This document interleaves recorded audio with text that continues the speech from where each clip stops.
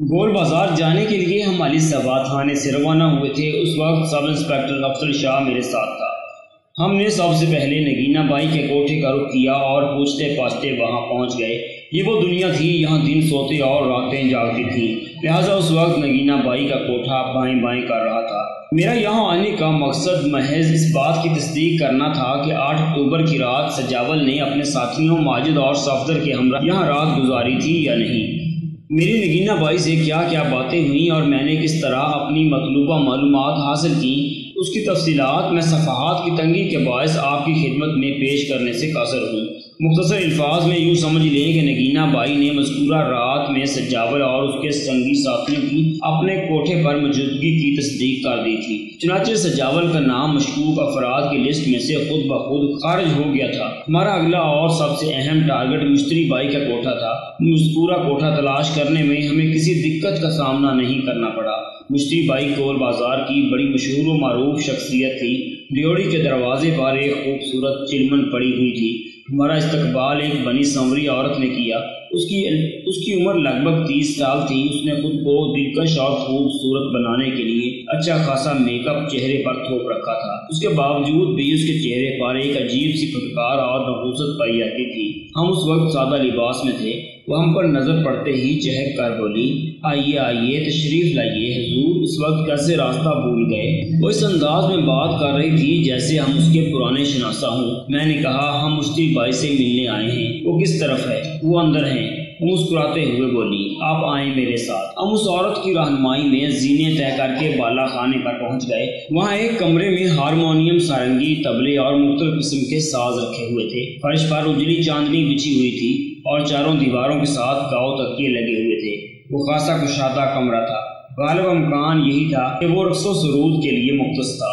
اس وقت ویرانی نے وہاں ڈیرا جما رکھا تھا۔ اس حال نما کمرے سے گزر کر ہم آگے بڑھے تو اس عورت نے ایک دروازے کی جانب اشارہ کرتے ہوئے ہمیں مطلع کیا، بھائی جی اس کمرے میں ہیں۔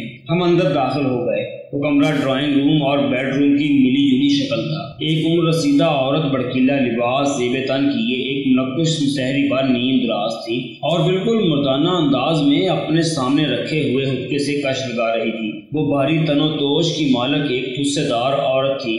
اس کے ٹہکے اور شان و شوکت کو دیکھتے ہی مجھے اندازہ ہو گیا کہ وہ مشتری بائی ہی تھی۔ کمرے میں اس کے علاوہ استاد طائب کا ایک شخص بھی موجود تھا۔ ہمارے ساتھ آنے والی عورت نے ہمیں اس کمرے کے ایک صوفے پر بٹھایا اور خود بھی ہمارے قریب ہی بیٹھ گئی۔ اس کی حرکات و سکنات سے میں نے اندازہ لگایا کہ وہ ہمیں بھی کوئی گاہک سی سمجھ رہی تھی۔ مشتری بائی نے نگاہ اٹھا کر ہمیں دیکھا، پھر سوالیہ نظر سے ہمارے ساتھ آنے والی عورت کو دیکھنے لگی۔ وہ جلدی سے بولی، بائی جی یہ خاص طور پر آپ سے ملنے آئے ہیں۔ میں نے تعارف کراتے ہوئے کہا، میرا نام ملک صفدر حیات ہے، یہ میرے ساتھ ASI افضل شاہ ہے۔ ہم ایک خاص مقصد سے آپ کے پاس آئے ہیں۔ پھر میں نے اس استاد طائب آدمی کی طرف دیکھتے ہوئے اضافہ کیا، ہم تنہائی میں آپ سے بات کرنا چاہتے ہیں۔ مشتری بائی نے اس عورت اور مرد دونوں کو وہاں سے چلے جانے کا حکم دیا، پھر میری جانب دیکھتے ہوئے بولی، سب انسپکٹر کا تعارف تو آپ نے کروا دیا لیکن اپنے بارے میں کچھ نہیں بتایا۔ میں نے کہا، میں اس تھانے کا انچارج ہوں، یہاں افضل شاہ صاحب انسپکٹر ہے۔ اوہ تھانے دار صاحب۔ وہ سیدھی ہو کر بیٹھ گئی۔ کہیے کیسے تشریف آوری ہوئی؟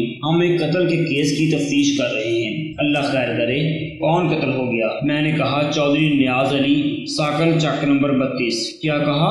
اس کا منہ کھلے کا کھلا رہ گیا۔ میں نے اضافہ کیا، اور ہمیں نازلی کی تلاش ہے۔ نازلی؟ اس نے خوابناک لہجے میں کہا اور خیالوں میں کھو گئی۔ کافی دیر وہ گمسم سی رہی، پھر جیسے اسے ہوش آ گیا جلدی سے مستفسر ہوئی، نازلی کو کیا ہوا ہے؟ یہ تو اسی وقت پتہ چلے گا جب وہ ہمارے ہاتھ آئے گی۔ ہاتھ آئے گی؟ کیا مطلب؟ میں نے بتایا، چودھری نیاز علی قتل ہو چکا ہے اور نازلی اسی روز سے غائب ہے۔ اس نے پوچھا، یہ کب کی بات ہے؟ میں بغور اس کی ایک ایک حرکت کا جائزہ لے رہا تھا۔ مجھے اس کے رد عمل پر کہیں بھی مصنوعی پن یا اداکاری نظر نہیں آئی۔ یا تو وہ کمال کی اداکارہ تھی یا پھر وہ واقعی چودھری نیاز علی کے قتل اور نازلی کی پراسرار کوشی سے ناواقف تھی۔ میں نے مختصر مگر جامع الفاظ میں اسے چودھری نیاز علی کو پیش آنے والے واقعات کے بارے میں بتایا۔ وہ پوری توجہ سے ایک ایک بات سنتی رہی۔ جب میں اپنا بیان ختم کر چکا تو اس نے ایک ٹھنڈی سانس خارج کرتے ہوئے کہا، ہائے ظالم، تم کہاں ہو؟ میں فوری طور پر نہ سمجھ سکا کہ وہ کس ظالم کو اتنے حسرتناک انداز میں یاد کر رہی تھی۔ تھوڑی دیر کے بعد وہ سحر زدہ سی آواز میں بولی، اس کوٹھے کی ساری رونقیں نازلی کے دم سے تھی۔ جب سے وہ گئی ہے یہ کوٹھا اجڑ کر رہ گیا ہے۔ میرے پاس ایک سے ایک طرح دار لڑکی موجود ہے، لیکن وہ بات کہاں جو نازلی کے دم سے تھی۔ وہ تو 14ویں کا چاند تھی،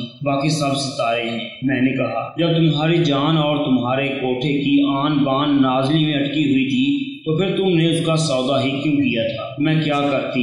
وہ بے بسی سے بولی۔ یہاں سب خریدار بن کر آتے ہیں۔ نازلی پر بھی وہ بڈھا کھوسٹ چودھری نیاز علی مر مٹا تھا، اسے اپنی حویلی کی زینت بنانا چاہتا تھا۔ پھر اس نے رقم بھی اتنی لگا دی تھی کہ میں لالچ میں آ گئی اور 2500 روپے میرے ہاتھ میں تھما کر نازلی کو لے کر چلتا بنا۔ میں نے اپنے ہاتھوں کو نوٹوں سے بھر کر نازلی کو ہاتھ سے کھو دیا۔ کاش اس وقت میری مت نہ ماری گئی ہوتی، نازلی میرے پاس رہتی تو میں کئی ہزار کما سکتی تھی۔ اس کا قدم بڑا برکت والا تھا، اس کے جانے سے تو یہاں کی بہار پر بھی خزاں آ گئی ہے۔ ایک طرف میں نے اپنا سکھ چین کھو دیا، دوسری جانب دشمنیاں الگ مول لی۔ وہ اچانک خاموش ہو کر خلا میں تپنے لگی۔ میں نے اسے متوجہ کرتے ہوئے پوچھا، تم کون سی دشمنیوں کا ذکر کر رہی ہو مشتری بائی؟ وہ ایک سرد آہ بھر کر بولی، کس دشمنی کا بیان کروں تھانے دار صاحب؟ ایک خلقت نازلی کے پیچھے ہاتھ دھو کر پڑی ہوئی تھی، اس کے بے شمار دیوانے تھے۔ ملک نظام دین تو خون خرابے پر اتر آیا تھا۔ مجھے ایک دم جھٹکا سا لگا۔ ملک نظام دین کا نام سن کر میں الرٹ ہو گیا۔ میں نے جلدی سے پوچھا، یہ ملک نظام دین کا کیا قصہ ہے؟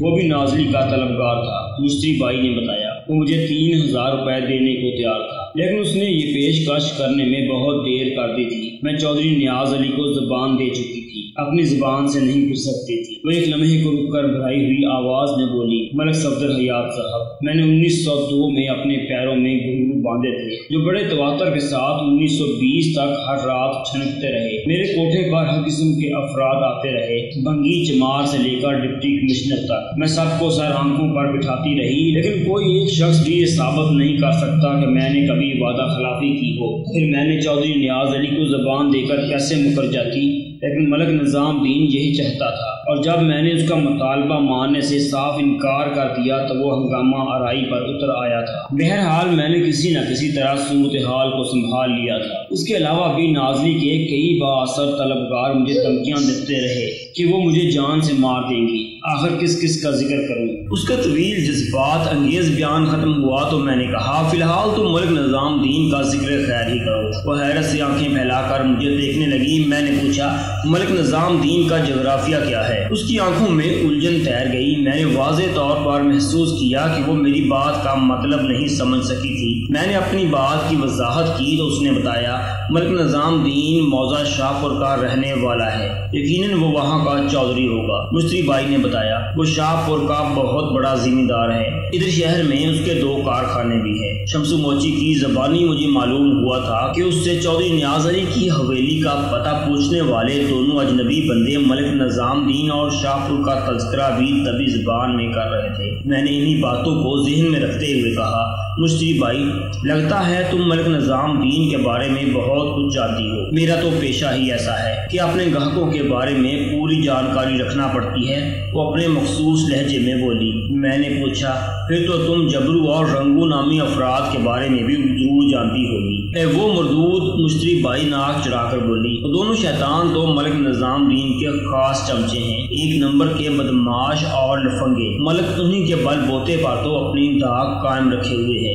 میں نے مشتری بائی کو یہ بتانا ضروری نہ سمجھا کہ رنگو اور جبرو وقوع کی شام مقتول چودھری کا پتہ پوچھتے پھر رہے تھے۔ موجودہ حالات و واقعات کے پیش نظر مجھے ایک بات کا یقین ہو گیا تھا کہ چودھری کے قتل اور نازلی کی پراسرار گمشدگی میں ملک نظام دین کا ہاتھ ہو سکتا ہے۔ میں نے مشتری بائی سے پوچھا، ملک نظام دین اب بھی تمہارے کوٹھے پر تو آتا ہوگا؟ وہ تو صرف نازلی کے لیے آتا تھا، تو کیا اب نہیں آتا؟ وہ بولی، نازلی کے جانے پر جب اس نے ہنگامہ کیا تھا، اس روز کے بعد اس نے ادھر کا رخ بھی نہیں کیا۔ میں نے سنا ہے آج کل وہ نیلم بائی امبالہ والی کے کوٹھے پر جا رہا ہے۔ گویا ان 10-11 ماہ میں تمہاری اس سے ملاقات نہیں ہوئی۔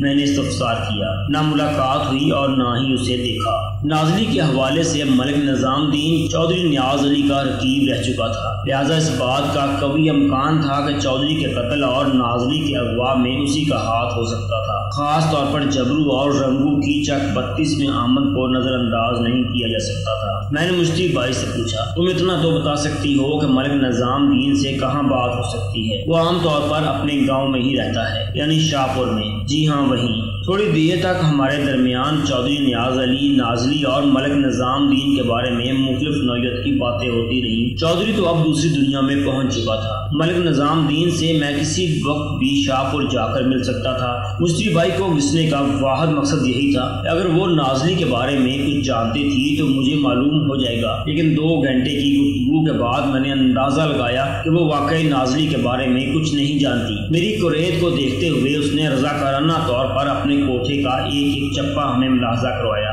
تاکہ ہمارا شک دور ہو سکے۔ اس روز شاہپور جا کر ملک نظام الدین سے ملنا ممکن نہیں تھا، اس لیے ہم نے واپسی کا قصد کیا۔ ہم مشتری بھائی کے کوٹھے سے رخصت ہونے لگے تو اس نے حسرت بھرے لہجے میں کہا، اگر نازلی کا کچھ سراغ مل جائے تو آپ مجھے ضرور بتائیے گا۔ میں نے انکار یا اقرار میں جواب دینے کی بجائے کہا، تم دعا کرو کہ وہ جلد از جلد ہمیں مل جائے۔ سب انسپکٹر افضل شاہ نے مزید کہا، اور یہ بھی دعا کرنا کہ وہ ہمیں زندہ سلامت ملے۔ مشتری بھائی گھبراہٹ آمیز انداز میں زیر لب بڑبڑائی۔ یقیناً اس نے نازلی کی سلامتی کے لیے دعائیہ کلمات ادا کیے ہوں گے۔ ہم اس کے الفاظ پر دھیان دیے بغیر بالا خانے سے اتر آئے۔ تو دوستو، یہ تھی ہماری آج کی سٹوری۔ جانے سے پہلے اس ویڈیو کو لائک کریں، شیئر کریں، کمنٹ باکس میں اپنی رائے کا اظہار ضرور کریں۔ چینل کو سبسکرائب کر لیں اگر سبسکرائب نہیں کیا تو۔